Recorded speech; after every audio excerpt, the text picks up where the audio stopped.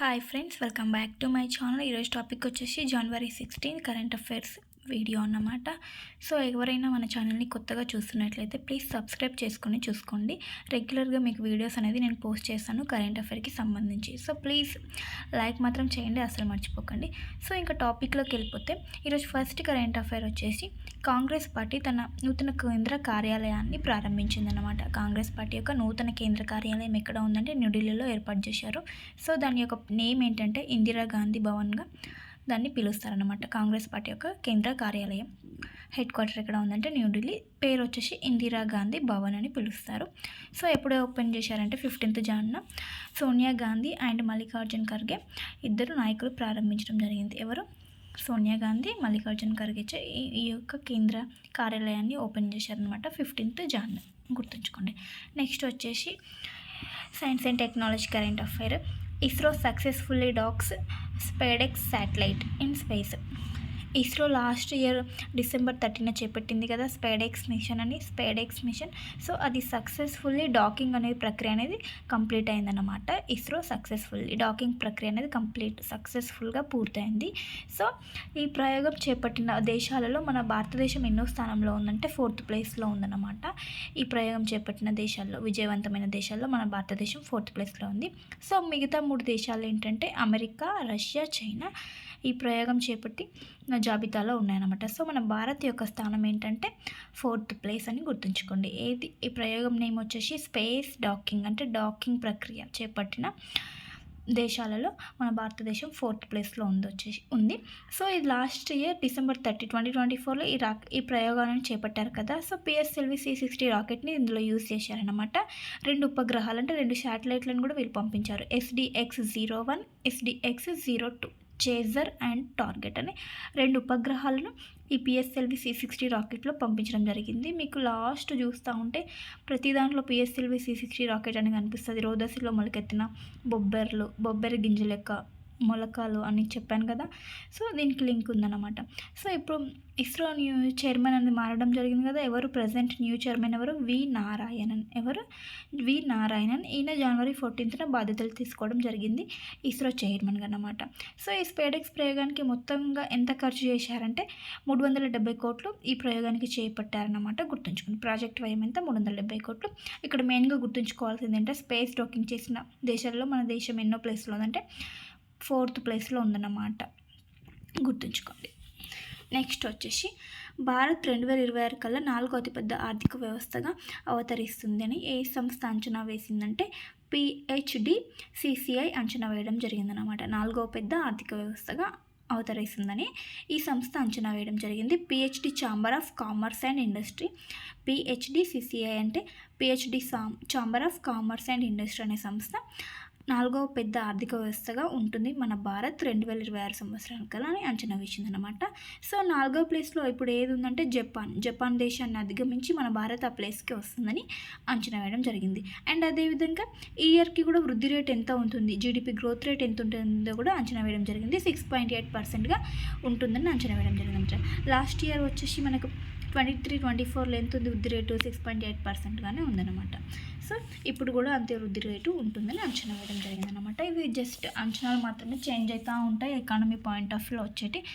So next ఇంకొక సంస్థ వచ్చేసి క్రిసిల్ ఇంటెలిజెన్స్ రిపోర్ట్. ఈ క్రిసిల్ అనే సంస్థ ఒక రిపోర్ట్ని ఇవ్వడం జరిగింది.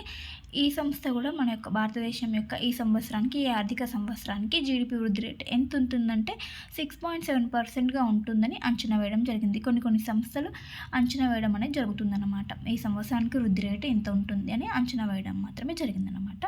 అండ్ అదేవిధంగా ఇంకొకటి ఏంటంటే 2030 కల్లా 31 లక్షల కోట్ల పర్యావరణ హిత పెట్టుబడులు అనేవి 2030 కల్లా 31 లక్షల కోట్ల పెట్టుబడులని ఈ సెక్టార్లో ఉంటాయన్నమాట. అంటే గ్రీన్ ఇన్వెస్ట్మెంట్, అంటే ప్రకృతిపై ఇన్వెస్ట్మెంట్, ప్రకృతికి ఎటువంటి హాని కలిగించకుండా ఇన్వెస్ట్మెంట్స్ అనేవి ఇంత ఉంటాయి, 31 లక్షల కోట్లు ఉంటాయని కూడా ఈ సంస్థ అంచనా వేయడం జరిగిందనమాట. క్రిసిల్ అన్నమాట.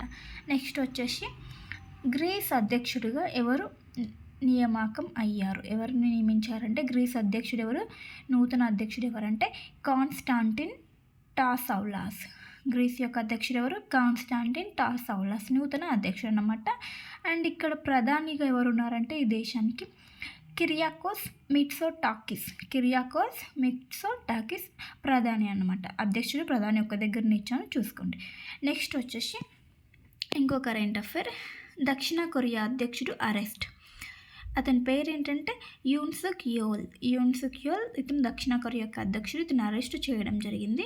ఇతను పార్లమెంట్లో అభిశంసనకు కూడా గురైన అధ్యక్షుడు అన్నమాట. అంటే ఈ మార్షల్ లా విధించి చట్టాన్ని ఉల్లంఘించినందుకు ఇతనికి అరెస్ట్ చేయడం జరిగింది. మార్షల్ లా అనే ఒక చట్టాన్ని విధించాడనమాట. దాన్ని ఉల్లంఘించినందుకు ఈయన అరెస్ట్ చేయడం జరిగింది.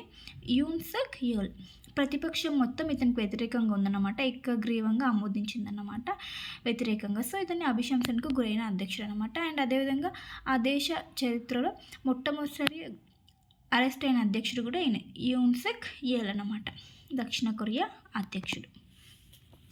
నెక్స్ట్ వచ్చేసి లోక్పాల్ దినోత్సవం. ఇది చాలా ఇంపార్టెంట్, గుర్తుంచుకోండి, మర్చిపోకండి అసలు. ఇది ఫస్ట్ టైం మనకు ఈ ఇయర్లోనే జరుపుతున్నారనమాట లోక్పాల్ దినోత్సవాన్ని. ఇప్పటివరకు ఈ దినోత్సవాన్ని జరపలేదు. 2025 నుండి మాత్రమే స్టార్ట్ అయింది లోక్పాల్ దినోత్సవం. సో లోక్పాల్ యొక్క మొట్టమొదటి దినోత్సవం ఎప్పుడంటే ఏ ఇయర్ నుంచి స్టార్ట్ అయిందంటే 2025 నుండే మనం జరుపుకుంటున్నాము. సో డేట్ ఏంటంటే January 16th లోక్పాల్ దినోత్సవాన్ని ఇప్పటి నుంచి ఎవ్రీ ఇయర్ మనం జరుపుకోబోతున్నాం అన్నమాట లోక్పాల్ దినోత్సవాన్ని. సో ఇది నిన్న 16th జరుగుతుందన్నమాట. సో దీనికి చీఫ్ గెస్ట్గా ఎవరంటే సంజీవ్ ఖన్నా ఎవరు? Chief justice of India, supreme court ప్రధాన న్యాయమూర్తిని ఇన్వైట్ చేయడం జరిగింది చీఫ్ గెస్ట్గా సంజీవ్ ఖన్నా. అండ్ ఎక్కడ జరుగుతుందంటే ఇది న్యూఢిల్లీలో జరుగుతుంది, వేదిక న్యూఢిల్లీ. సో దీని గురించి కొన్ని డీటెయిల్స్ చూద్దాం మనం. లోక్పాల్ మరియు లోకాయుక్త చట్టం 2013 ప్రకారం ఇది 16th January 2014 నుండి వర్క్లోకి వచ్చిందన్నమాట. అంటే అమల్లోకి రావడం జరిగింది. నేను చట్టం ఏంటి? లోక్పాల్ మరియు లోకాయుక్త చట్టం 2013, గుర్తుంచుకోండి చట్టం పేరు. నెక్స్ట్ 16th January ఇది అమలులోకి రావడం జరిగింది కాబట్టి ఎవ్రీ ఇయర్ మనం January 16th దీన్ని జరుపుకుంటున్నమాట లోక్పాల్ దినోత్సవాన్ని. సో ఈ ప్రజెంట్ దీనికి చైర్మన్ ఎవరు ఉన్నారంటే ప్రస్తుత చైర్మన్ అజయ్ మాణిక్రావ్ కన్విల్కర్. లోక్పాల్ యొక్క ప్రజెంట్ చైర్మన్ ఎవరు? Ajay Manikrao Khanwilkar. And first chairman ఎవరంటే పినాకి చంద్ర ఘోష్ ఫస్ట్ చైర్మన్ అన్నమాట.